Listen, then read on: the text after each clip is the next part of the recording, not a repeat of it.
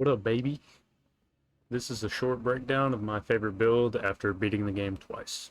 This build regenerates health and FP at crazy rates, so you can clear entire areas without using any flasks, allowing you to have all of them saved up for boss fights.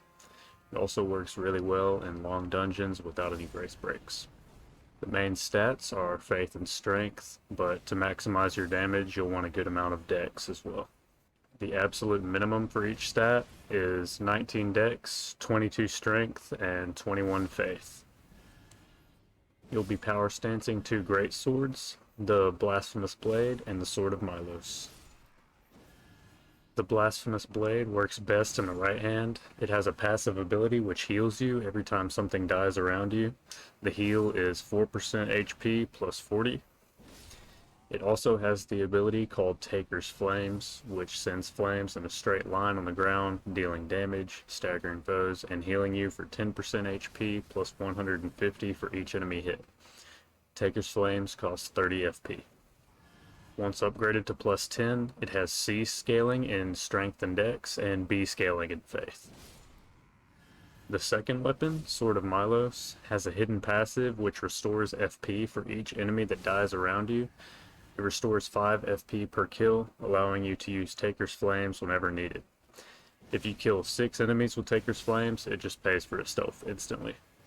The Sword of Milos has a special ability called Shriek of Milos, which weakens enemies and transforms your heavy attacks into combo attacks.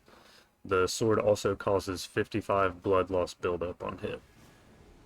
At plus 10, it has C scaling in Strength and Dex. These two weapons give plenty of passive regeneration by themselves, but you can use talismans such as the Ancestral Spirit's Horn and Taker's Cameo to make the effects even stronger.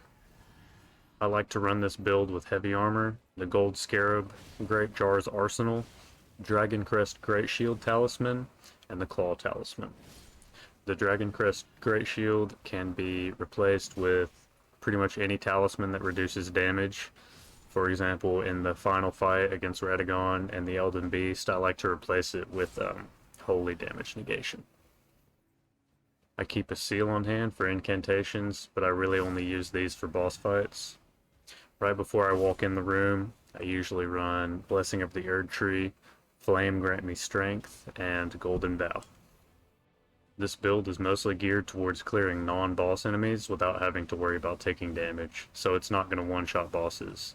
But the dual jump attacks deal massive damage to them, and if you need to get a hit in while distant from the boss, you can use Taker's Flame to deal a bunch of damage, heal yourself, and sometimes break their poise, so you can go ahead and close the distance. That's all for my favorite build so far. I've had a ton of success with it, but I mainly wanted to show off the unique synergy between the two swords. There's probably better builds out there, this is just the one I prefer. Feel free to drop a comment and share the build that you're using.